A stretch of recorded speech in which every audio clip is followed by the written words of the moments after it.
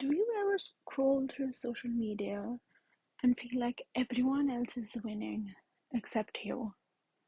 Like they've cracked some secret code that you've missed,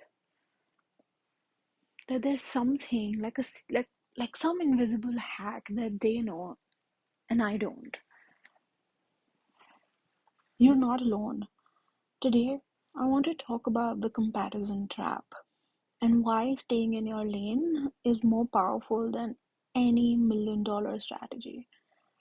In this video, I'll be talking about what the comparison trap is and why it's harmful, how comparison distorts what success actually looks like, and concrete steps that we can take to use to stay in our lane and thrive on our terms. Let's dive in.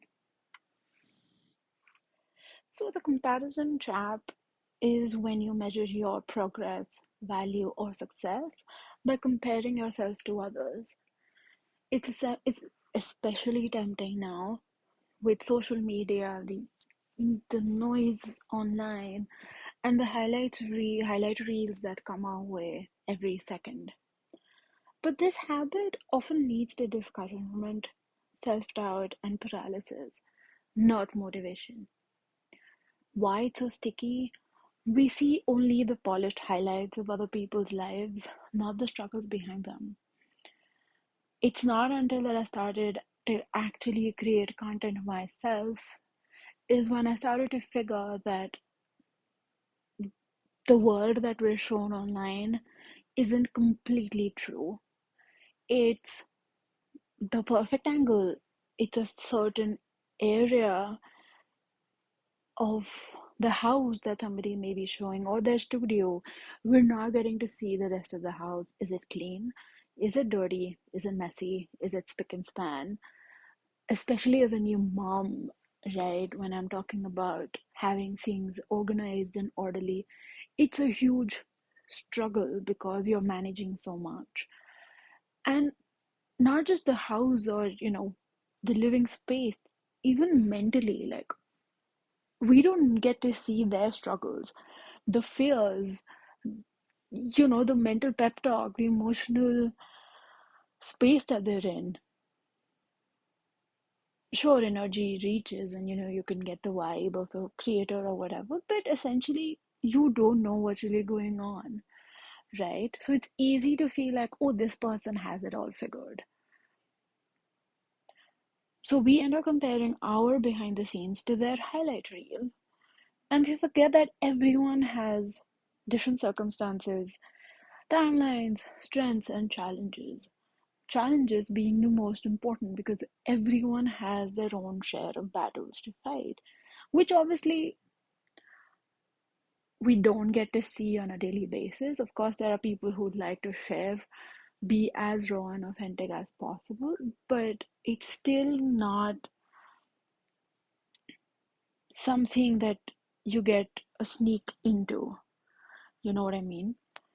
So, what I had to learn was that I might see someone's business grow overnight or their life, quote unquote, perfectly curated and think that their approach is the magic formula. But often that strategy works for their niche, their context, resources, audience. But it wasn't working for mine. I have my own unique set of challenges and circumstances, right? And well, you know how they say one man's food can be other man's poison.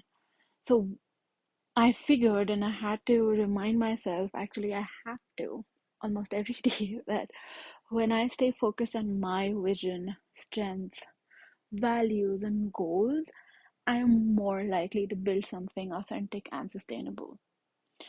When you're a highly sensitive person, being attuned and energetically invested or connected to what you're doing is everything for us. So the strategies that may look flashy can also be shallow or temporary, or may not simply work for me, right? So the growth built from consistency, aligned actions, and self awareness tends to last.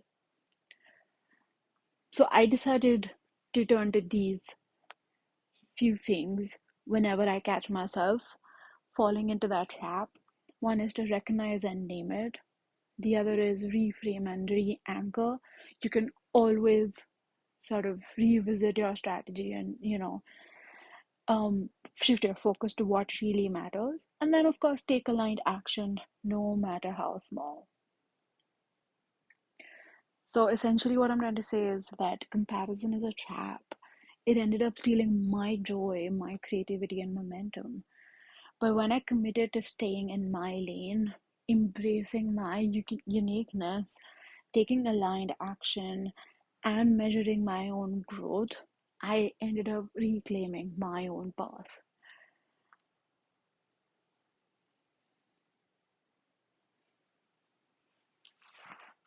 So when you start this, like, how would it look like if you saw that shift happening, right? You feel more energized and less drained by what others are doing. You'll be way more focused on what you have to create.